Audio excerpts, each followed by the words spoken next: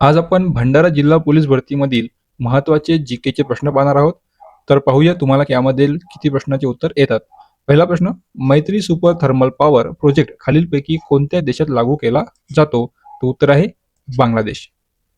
दुसरा प्रश्न, वित्तीय समावेशन सूचकांक कोणत्या संस्थेने विकसित आणि प्रकाशित केले आहे? तो उत्तर आहे RBI, reserve bank of India. पुढचा प्रश्न, मनुष्यामध्ये सामान्य स्त्री बालकाच्या जन्माचे निर्धारण करणारे गुणसूत्र खालीलपैकी आहेत? तर उत्तर आहे आईकडून एक गुणसूत्र आणि वडिलांकडून एक गुणसूत्र. पुढचा प्रश्न, पृथ्वीतील हॉटस्पॉट भूउष्णता ऊर्जा निर्माण करण्यास मदत करतात. हे हॉटस्पॉट म्हणजे काय आहेत?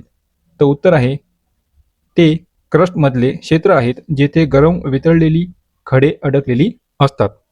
पुढचा प्रश्न, खालीलपैकी कोणत्या देशामध्ये न्यायिक पुनर्विलोकन प्रणाली अस्तित्वात आहे? तर उत्तर आहे पर्याय क्रमांक 4, भारत आणि USA मध्ये. खालीलपैकी कोणत्या देशात भौगोलिक क्षेत्राच्या सर्वाधिक टक्केवारीमध्ये वनक्षेत्र आहेत? तर उत्तर आहे जपान. पुढचा प्रश्न, मध्ययुगीन भारतातील खालीलपैकी कोणत्या साम्राज्याने राज्यसेवेत महिलांना रोजगार दिला जातो? तर उत्तर आहे विजयनगर साम्राज्य. पुढचा प्रश्न, 1907 मध्ये काँग्रेस विभाजनाचे मुख्य कारण काय आहेत?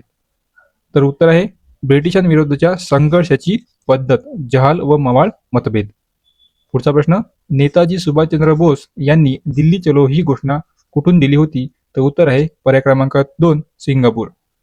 पुढचा प्रश्न, खालीलपैकी कोणते इस्रोचे अंतिम वैज्ञानिक मिशन सूर्याच्या विस्तृत अभ्यासासाठी आहेत? तर उत्तर आहे आदित्य L1.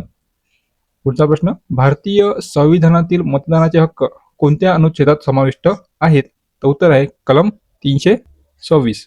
पुढचा प्रश्न, खालीलपैकी कोणत्या योजनेद्वारे संविधान सभा निर्मित केली गेली? तर उत्तर आहे कॅबिनेट मिशन योजना 1946. पुढचा प्रश्न, 18वी लोकसभा निवडणूक किती टप्प्यात पूर्ण झाली होती? तर उत्तर आहे 7. याच प्रकारचे प्रश्न तुम्हाला परीक्षेमध्ये येऊ शकतात. पुढचा प्रश्न, निवडणूक आयोगाने वोट फ्रॉम होम ही सुविधा कोणासाठी पुरवली?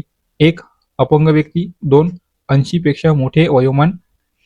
तर खालीलपैकी कोणते सत्य आहे? अशा प्रकारचे सुद्धा प्रश्न विचारलेले आहेत. तर उत्तर आहे क, दोन्ही. 1 आणि दोन्ही वाक्य सत्य आहे.